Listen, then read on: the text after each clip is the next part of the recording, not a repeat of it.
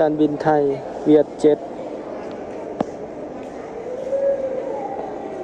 จุดเช็คอิน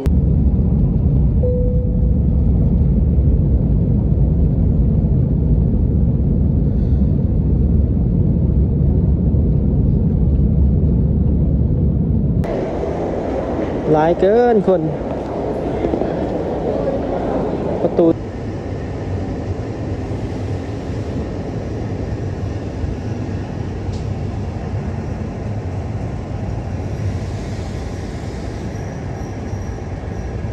สบายดีทุกคนตอนนี้เรามาหอดที่สถานีรถไฟอุดรธานี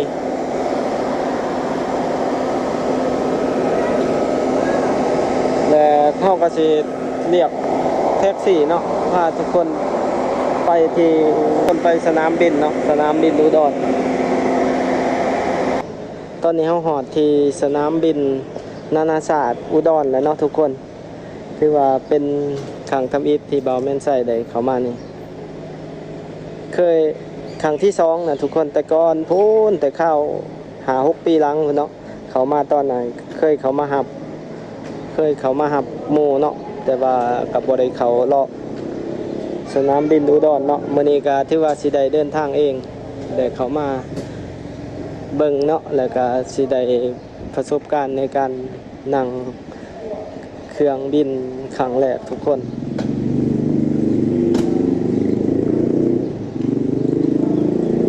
เดี๋ยวมาเบิ่งกันทุกคน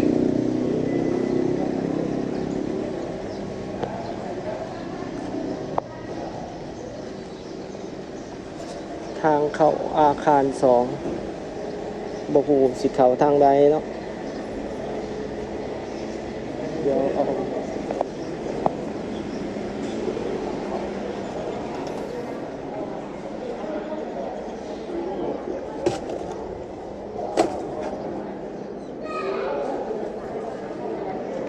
ว้าวทุกคนตอนนี้เราเข้ามาที่ตัวอาคารสนามบินเนาะ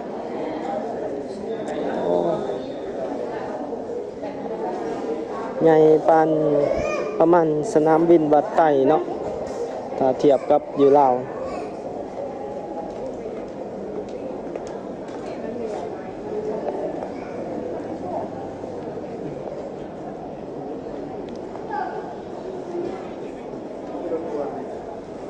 เดี๋ยวสิไปสอบถามเจ้าหน้าที่กันเนาะว่าไปเช็คอินอยู่ไสต้องเฮ็ดจังได๋แน่เนาะเพราะว่าเฮา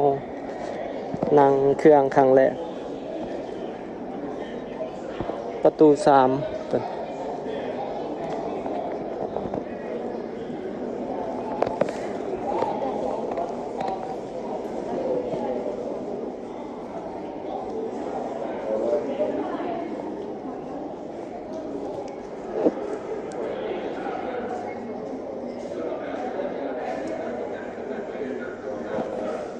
เนาะอยู่ในสนามบินก็มีหานขามียังหลายๆบอนถือว่าใหญ่เติบเนาะสนามบินอุดรซ้ำกับสนามบินวัดไต่เลย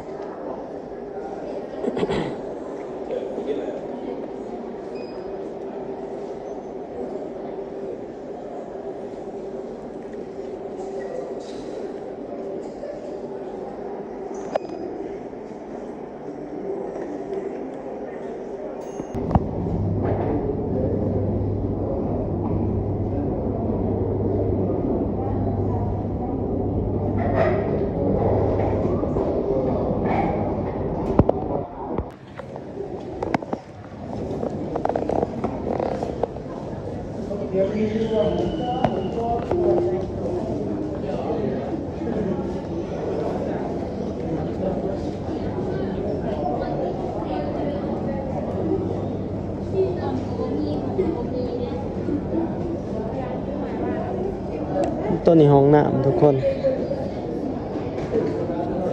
เช็คอินออนไลน์แล้วเนาะคือบาร์แมนไซได้เช็คอินออนไลน์แล้วตอนนี้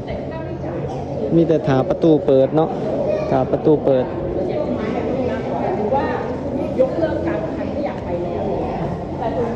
ดอนเมืองสุวรรณภูมินี่เนาะ เราจะนั่งของเวียดเจ็ตเนาะเวียดเจ็ตมานี่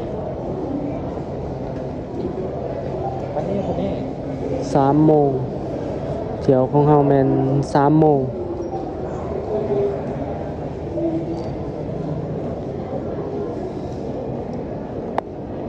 เดี๋ยวยางเลาะเบิ่งสนามบินอุดรทุกคน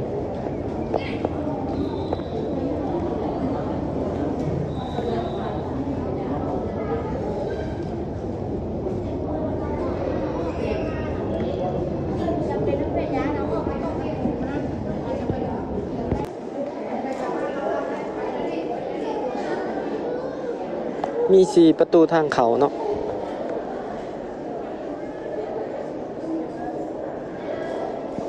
มีทางออก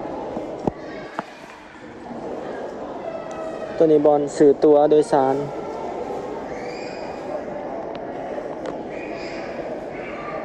การบินไทยรับคุณทอบฟ้า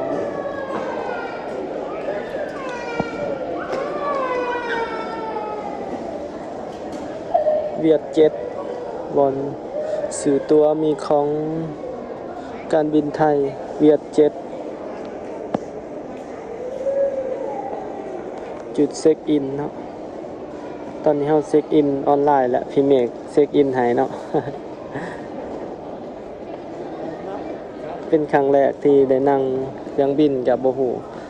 เนาะบ่ฮู้ว่าต้องเฮ็ดจังได๋แน่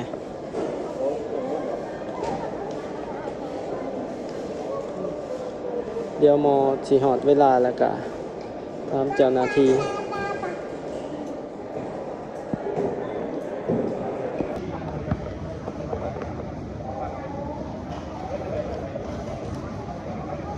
ตอนนี้เราเช็คอินแล้วล่ะทุกคนของเวียดเจ็ตเนาะของเวียดเจ็ต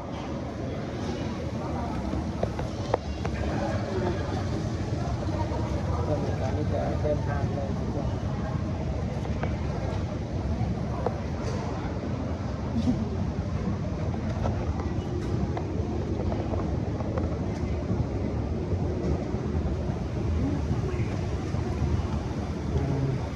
แล้วเพิ่นจะติดอันนี้เนาะ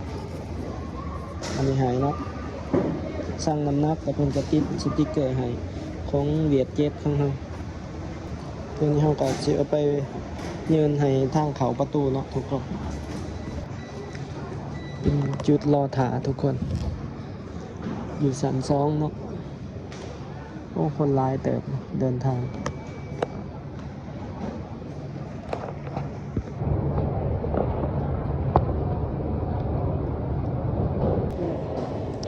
คนร้ายทุกคนเขายังถาคิวเนาะยังบ่ทันหอด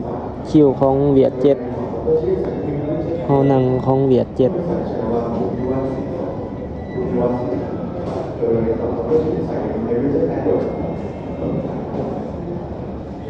คนร้ายห้องน้ำสะอาดเลยทุกคน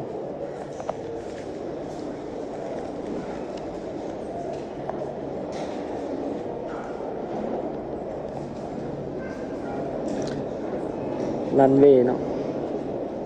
โอ้ของนกแอร์ตัวนี้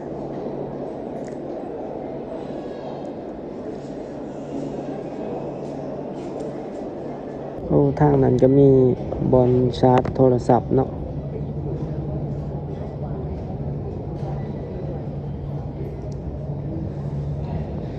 ตอนนี้เฮาทาคิวของ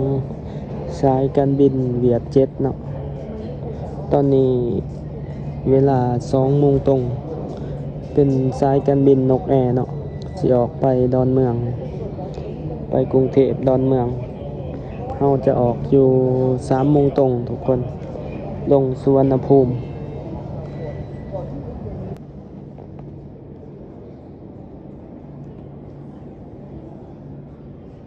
เดินทางกับเด็กเล็กผู้โดยสารที่ต้องการความช่วยเหลือพิเศษและผู้โดยสารที่ถือบัตรที่นั่งในโซน C ขึ้นเครื่องที่ประตูทางออกหมายเลข 1 ค่ะ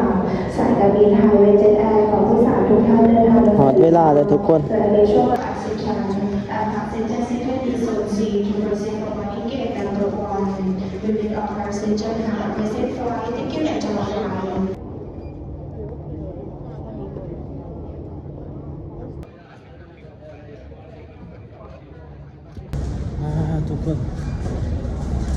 อนนี้ย่างขึ้นทางขึ้นเครื่องเนาะครั้งแรก ตื่นเต้นขนาด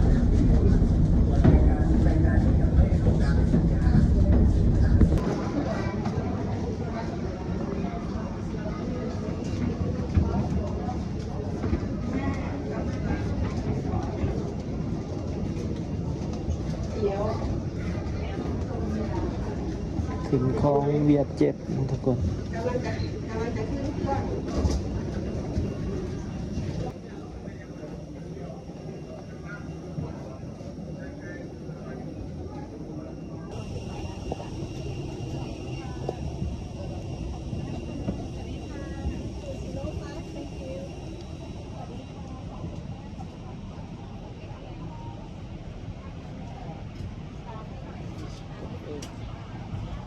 อีแบนได้ปะ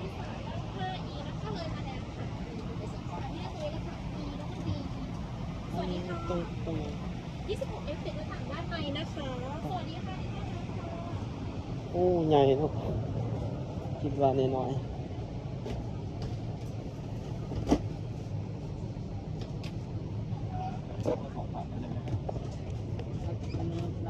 เดี๋ยว26F ถัดไปนะครับเดี๋ยวไปเล่นด้านบนนะครับ19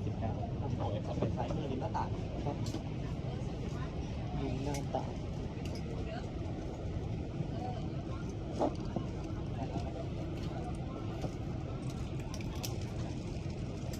16F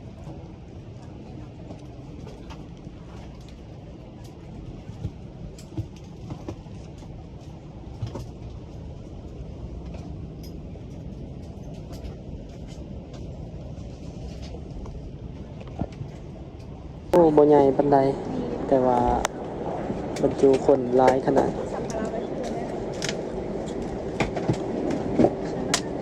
มายเลขเท่าไหร่คะ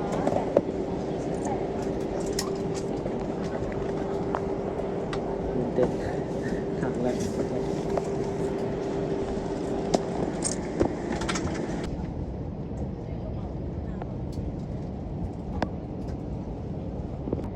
Ladies and gentlemen, for safety and comfort, please take your assigned seat and ensure that your hand luggage must be placed in your head on the seat in front of you. ศีรษะเช่นนี้ In case of emergency, reaching to the seat slip in all your hand like this สอดเข็มขัดด้านหน้าเข้าด้วยการปรับสายรัดเอวให้แน่น Slip on the waistband and pull it tight เมื่อพร้อมจอดเครื่องบินให้ดึงแถบสีแดงด้านหน้าเพื่อให้เสื้อชีพพองลง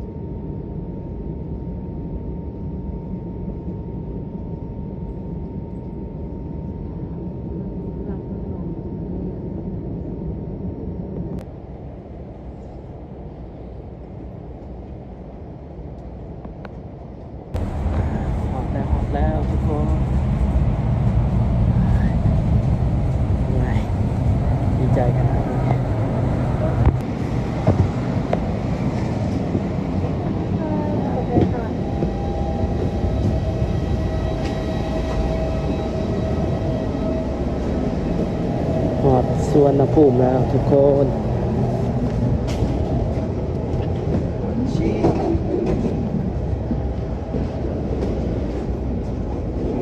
โอ้โหว่าไปทางใดเด้นี่โอ้ใหญ่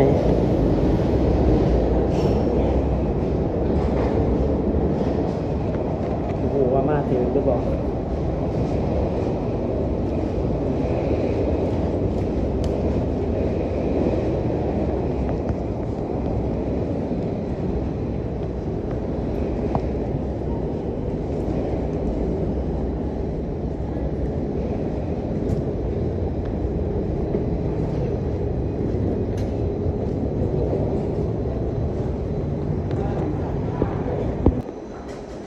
ครั้งแรกได้นี่ทุกคนที่ได้เข้ามาในอาคารนี่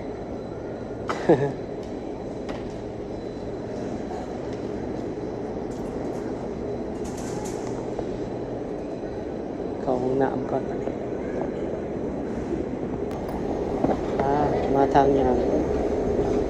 หาหมองชาร์จโทรศัพท์กันทุกคนโอ้แบตเบิด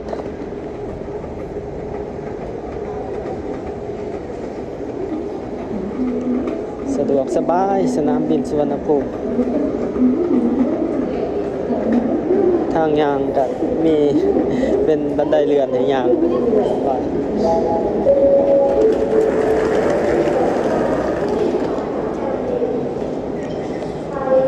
เป็นสนามบินที่ใหญ่เนาะยอมรับว่าใหญ่แล้วก็ทันสมัยสนามบินไทยเนาะวันนี้เฮาบินมาโดยสายการบินเวียดเจ็ตเนาะจองไว้แต่เดือน12ทุกคน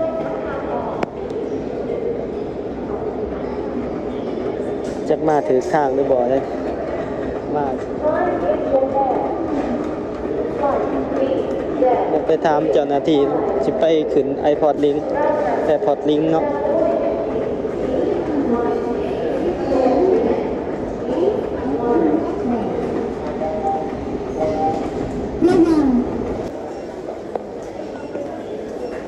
เป็นสนามบินที่ใหญ่หลาย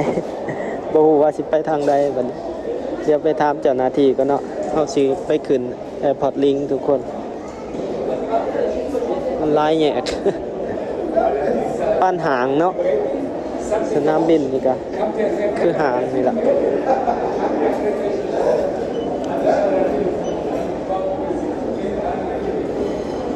ใหญ่ทุกคนถือว่าดีใจหลายมื้อนี้ที่ได้ขี่เครื่องบินครั้งแรกเนาะเพื่อเป็นประสบการณ์อีกอย่างหนึ่งที่เฮาได้มาเนาะเป็นประสบการณ์ที่สร้างความมั่นใจให้เฮาข้างหน้าเนาะในการเดินทางเทื่อหน้าเฮาก็มีประสบการณ์แล้วเฮาก็สิกล้าไปในหลายๆบ่อน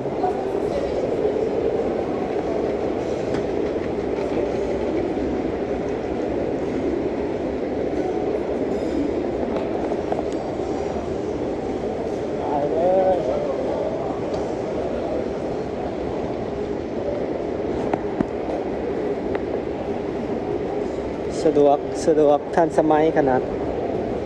ก็ติดใจเลยทุกคน ติดใจเลยในนั่งเครื่องบินนี่คือว่ามันประหยัดเวลาหลายเนาะจักมาถือทางหรือบ่ถามเจ้าหน้าที่ก่อน จักหน่อยมันสิได้ย่างกลับไปไกลสิไป AirPod Link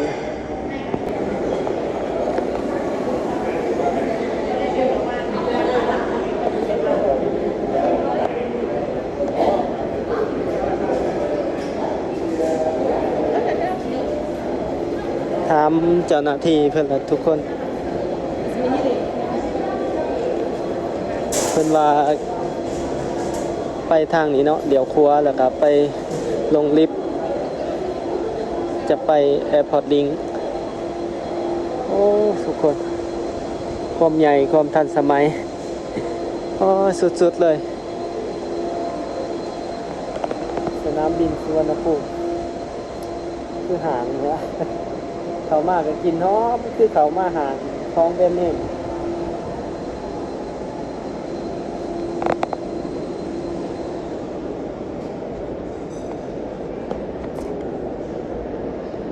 ตัวนี้นะจะเป็น บนเช็คอินเนาะขาออก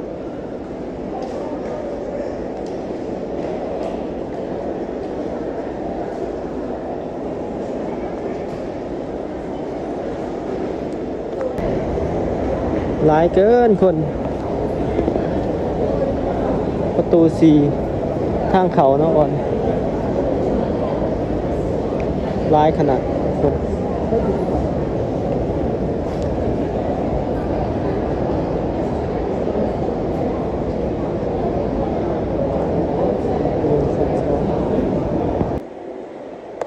พี่ลึกแท้มาเท่านี้สมันหลายแท้ทุกคน อยู่มุมใดกับคนเต็มเบิดของสนามบินสุวรรณภูมิบอลคล้ายเครื่องหางยังเต็มเบิดทุกบอลพี่ลึกเบิ่งไหมคนเต็มเบิดทุกบอลเลยมีทุกมุมเลยคนห่านคล้ายเครื่องคล้ายคล้องกับมีทุกห่านคือหางเลยสุดยอด